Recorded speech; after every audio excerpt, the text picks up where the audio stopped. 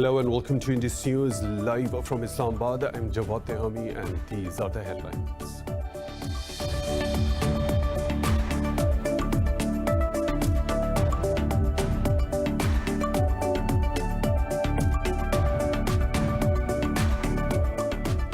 A Pakistani soldier and a 15-year-old boy have been martyred by Indian Army's unprovoked ceasefire violation along the line of control. The military's media wing ISPR says 4 civilians, including a woman and an 80-year-old man, were injured in Baro and Tandar sectors. It said Pakistan Army responded effectively and targeted the Indian posts, which initiated the fighting.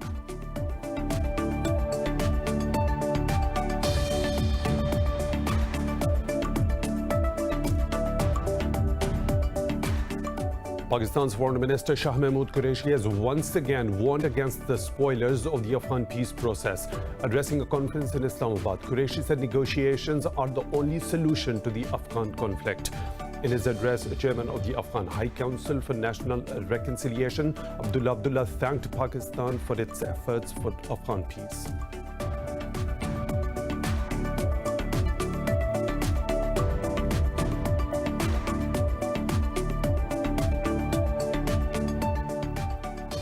Azerbaijan's defense ministry has issued a final warning to Armenia as the death toll continued to rise in the second day of fighting over the Karabakh region. In a statement, Karabakh's self-declared defense ministry said another 28 Armenian troops were killed in clashes, bringing the toll to 59. Meanwhile, the Organization of Islamic Cooperation has condemned Armenia's aggression on Azerbaijan and called for a political solution to the conflict.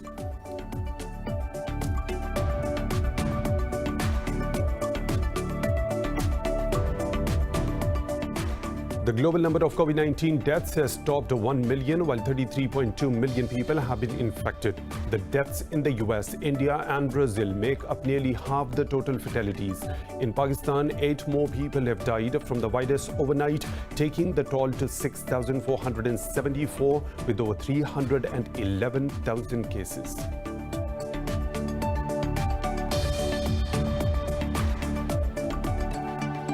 Those were the headlines and detailed stories right after a short break. Stay tuned.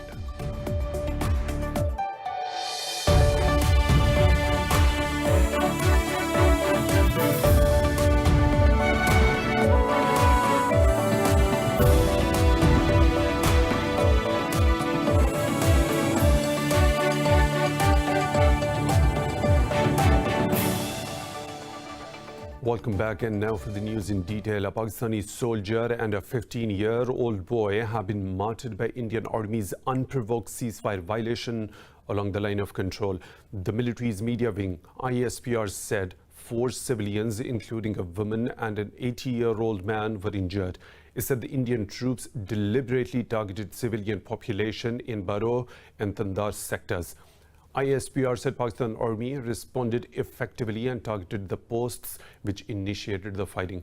The military said the soldier was martyred during the intense exchange of fire. The Inter-Services Public Relations said Pakistan Army's retaliatory fire dealt substantial damage of men and material to the Indian post. Amnesty International says it is halting work in India due to continuous crackdown and harassment by the government of Prime Minister Narendra Modi. The rights group said New Delhi has frozen the bank account of its office in India, forcing it to stop its campaign and research work.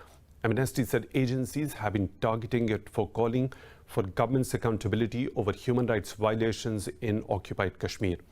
The rights body said it is operating in complete compliance with Indian and international law and has only raised its voice against New Delhi's injustice. Amnesty's executive director Avinash Kumar says these measures are an extension of assault by the government on those who speak the truth. Pakistan's Foreign Minister Shah Mahmood Qureshi has once again warned against the spoilers of the Afghan peace process.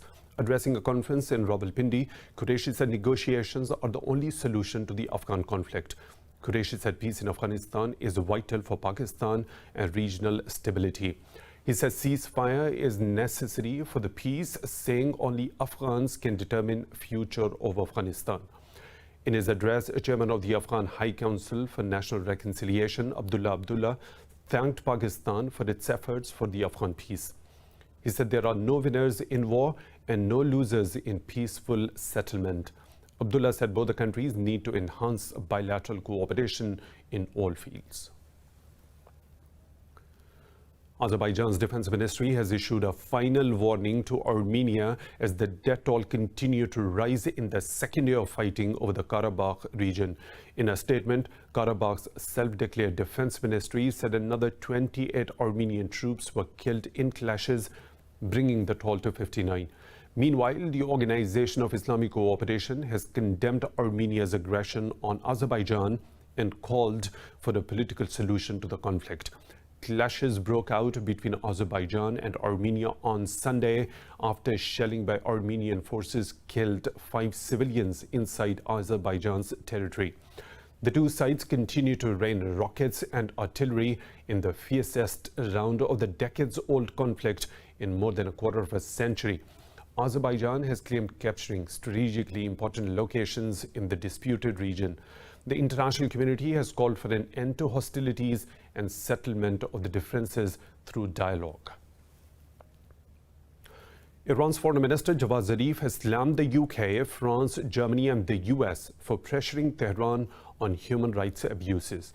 Addressing an event to commemorate Iraq war, Zarif said Germany and the Netherlands provided chemical weapons to Saddam to use against Iranian people. He said Iranians will never forget the war crimes of the nations that now claim to champion human rights. Earlier, the UK, France and Germany summoned their Iranian ambassadors in a diplomatic protest of Iran's treatment of dual nationality and political prisoners. Meanwhile, Germany also issued a critical statement on Iran to the UN Human Rights Council on behalf of 47 European countries. Iraqi military says at least 5 civilians have been killed in a rocket attack near Baghdad airport. The military said Iraqi militia groups fired 2 Katyusha rockets on a house, killing 2 women and 3 children. The rockets were launched from the Al-Jihad neighborhood of Baghdad.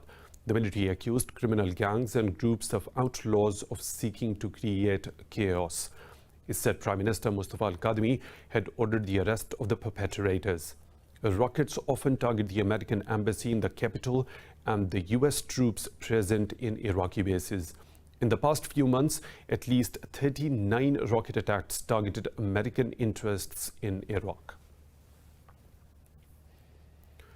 Hamas says a joint action and intra-Palestinian dialogue is the best way to confront Israel and its sinister schemes.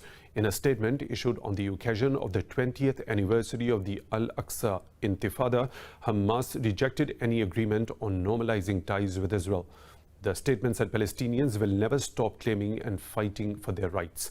It urged the Palestinians to frequently visit the Al-Aqsa Mosque in its defense and firmly confront Israeli forces and the settlers. The group said it will unify Palestine as it faces acute dangers by the world's recognition of Jerusalem as the capital of Israel. It also slammed the Arab League for failing to reject the normalization deals with Israel, saying organization didn't fulfill its responsibility. Egypt's Foreign Minister Sameh Shoukry has reaffirmed Cairo's position regarding the Palestinian cause. Shoukry met Palestinian group Fatah's official in Cairo. The Foreign Ministry said Shoukry told Fatah's Jibril Ragoub and Rabi Fatou that Cairo remains firm on Palestine's legitimate right. The meeting comes days after Fatah and Hamas announced that elections will be held in Gaza for the first time in nearly 15 years.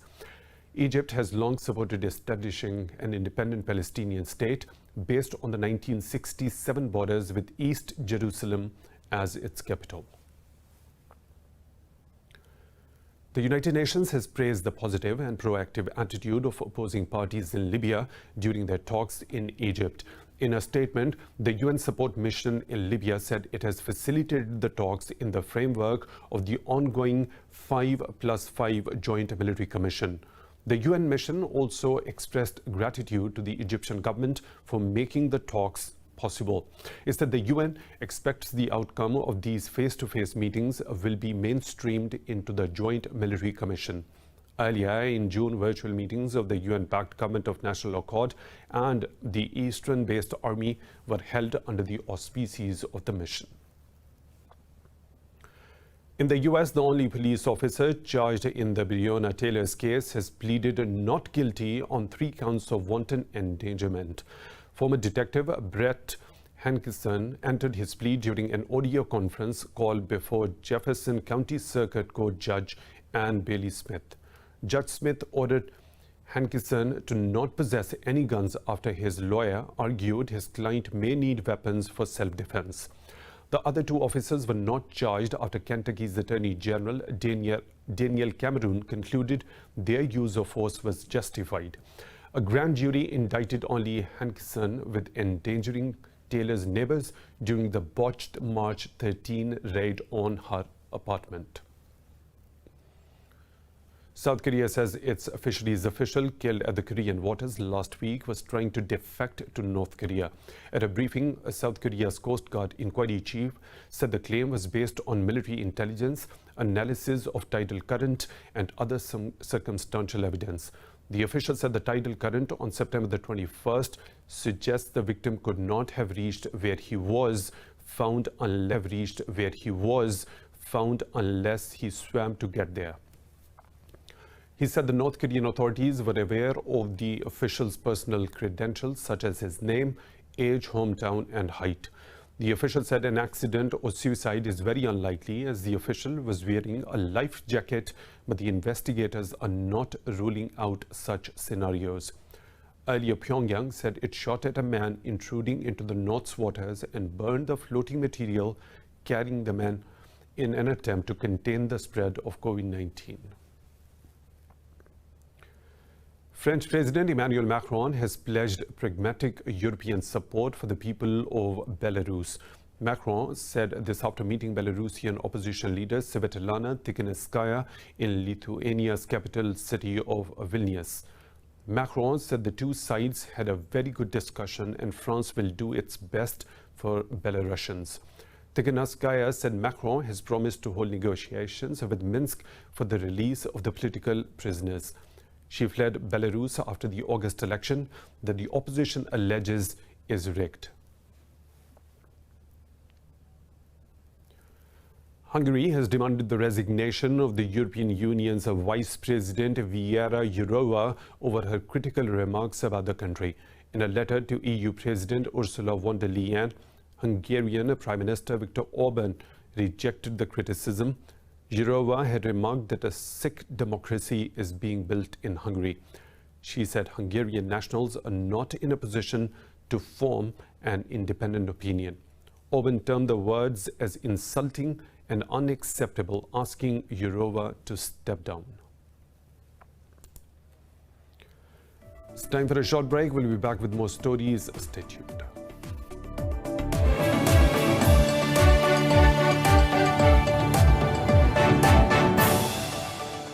Welcome back. The global number of COVID-19 deaths has topped 1 million, while over 33.3 million people have been infected. The deaths in the US, India, and Brazil make up nearly half the total fatalities. More in this report. Deaths from COVID-19 have doubled from 500,000 in just 3 months. According to Johns Hopkins, 1 person died in every 32nd. Infection numbers are rising again in the United States and setting new records in various countries worldwide. But US President Donald Trump continues to demonize restrictions of any form, claiming his administration has slashed the mortality rate by 85%. Excess mortality compares total deaths during a pandemic to what we would be expected in a normal year. This is a critical measurement because it includes undetected China virus deaths along with deaths resulting from lockdowns. And lockdowns can be very harmful. And we have too many states that are locked down right now. The governors are, nobody knows what the governors are doing actually. The rise of the second wave in Western Europe has forced states to consider reimposing restrictions amid rising infections. The UK has tightened its lockdown in northeast England, making it illegal for people from different households to mix. But the ailing economy has forced many countries to lift restrictions despite skepticism regarding the resurgence of the virus. In his message on the global death toll hitting 1 million, UN Secretary General Antonio Guterres dispelled the notion that the pandemic is over. And still there is no end in sight to the spread of the virus, the loss of jobs, the disruption of education, the upheaval of our lives. We can overcome this challenge, but we must learn from the mistakes. Responsible leadership matters, science matters, cooperation matters, and misinformation kills. The WHO has also warned the pandemic still needs major control interventions. The World Health Body also announced the distribution of 120 million rapid test kits for low and middle-income countries. In Pakistan, 8 people have lost their lives to COVID-19 over the past 24 hours, raising the death toll to 6,474. The Health Ministry says 672 more tested positive overnight, with over 8,700 total active cases in the country. The ministry said out of over 311,000 detected cases, 296,000 have recovered so far. It said more than 136,000 cases have been detected in Sindh province, while over 99,000 have been reported in Punjab so far. In the federal capital Islamabad, close to 16,500 people have tested positive for the disease since the outbreak. Pakistan's Prime Minister Imran Khan will address the Financing for Development Summit in the ongoing UN General Assembly session. The event will be held virtually and is convened by the UN Secretary General and the Prime Ministers of Canada and Jamaica. The UN says the summit will discuss a multilateral response to the urgent financing for development crisis due to the COVID-19 pandemic. Heads of the state and the government are expected to share and adopt policy options to achieve the 2030 agenda and its 17 sustainable development goals. The forum will review the financial architecture to deliver the global standards and align with the SDGs. India has deployed heavy security measures in Lucknow ahead of a special court's verdict in a criminal case over the demolition of Ayodhya's Babri Mosque in 1992. With the trial now concluded, this report takes a peek at this decades-old story of state-backed religious persecution and injustice. Hindu mobs demolished the century-old Babri Mosque on December 6, 1992, based on a historical fallacy that it was built on the ruins of a temple for Hindu deity Lord Ram. Authorities say around 1,800 people were killed in riots in the aftermath of the demolition that India's Supreme Court has described as an egregious violation of the rule of law. The matter was challenged in court and awaits judgment for the past 20 years, even after the Supreme Court ordered a day-to-day hearing in 2017. The 32 accused on trial include former Deputy Prime Minister L.K. Advani, former Uttar Pradesh Chief Minister Kalyan Singh, and other ruling Bharatiya Janata Party leaders. The police registered 2 FIRs, one against hundreds of thousands of unknown rioters who climbed atop the mosque with hammers and axes, while the other named several BJP leaders for stoking hate and criminal conspiracy to destroy the religious site. Out of thousands of witnesses, only 351 appeared before the court, largely out of fear of Hindutva extremists.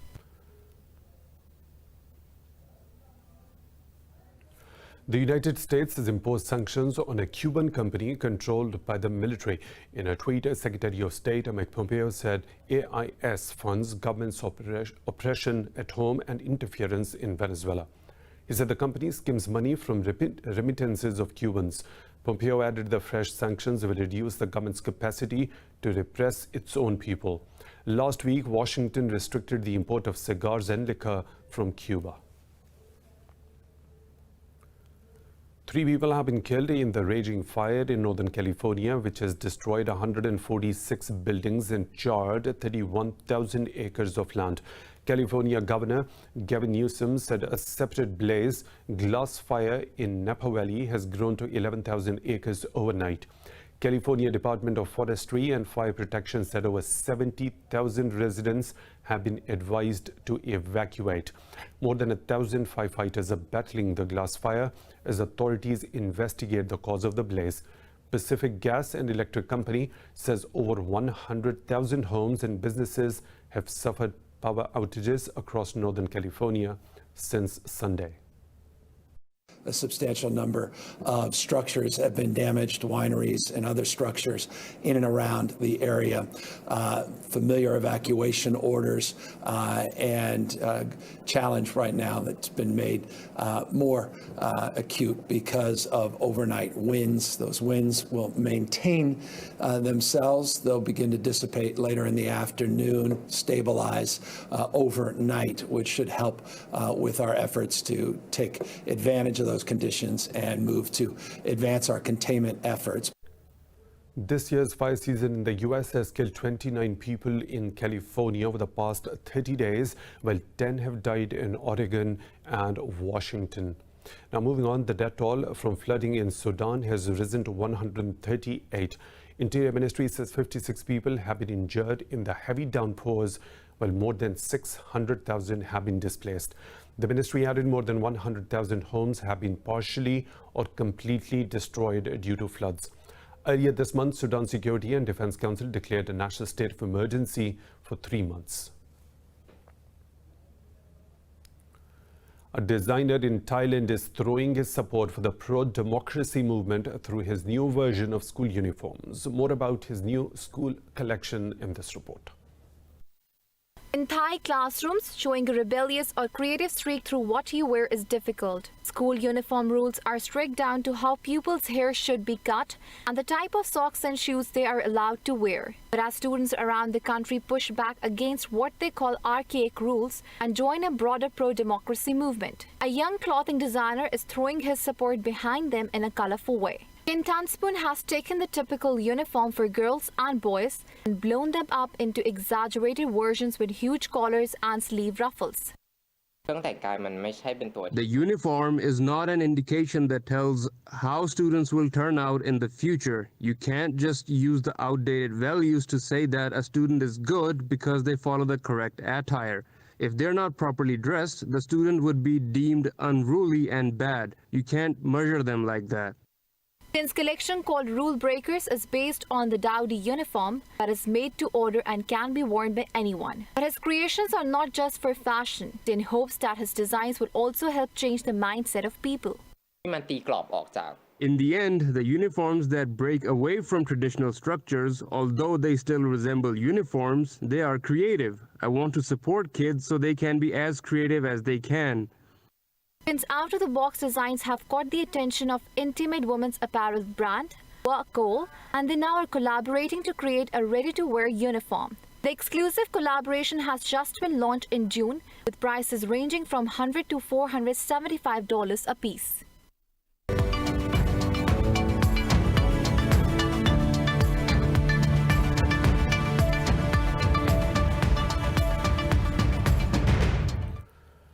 Huawei's chief financial officer has appeared at a Canadian court as the lawyers resume their fight to block the U.S. efforts to extradite her. Meng Wanzhou was arrested in December 2018 on a warrant from the United States. She was charged with a bank fraud for misleading HSBC about Huawei's business dealings in Iran. Her lawyers will argue that the U.S. extradition request was flawed because it omitted key evidence. They will contend that Meng did not lie to HSBC about Huawei's business in Iran. Meng says she is innocent and is fighting extradition from house arrest in Vancouver. The arrest has strained China's relations with both the US and Canada. European markets have declined, pulling back from Monday's rally with Brexit talks and the first US presidential debate on investors' radar. The pan-European stock 600 has dropped close to 0.5%, with banks shedding over 1%. London's FTSE dropped close to 1%, while Italy's FTSE MIB also slipped. Frankfurt's DAX and Paris's CAC 40 lost close to 0.5%. Earlier Asian markets traded mixed. Chinese, South Korean and Japanese shares gained, while Hong Kong's Hang Seng and Australia's ASX 200 dipped.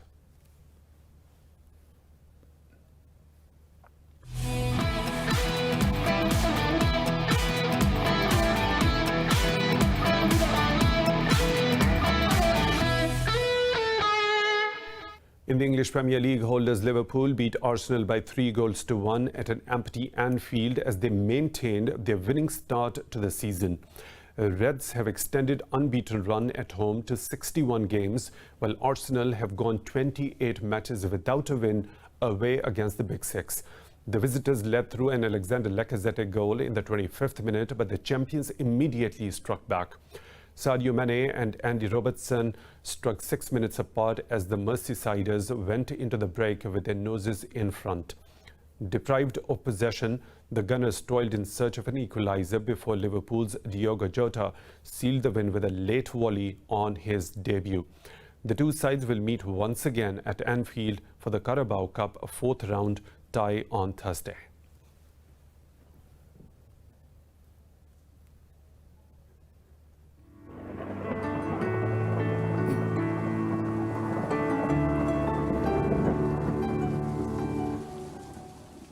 Another weather situation from around the globe.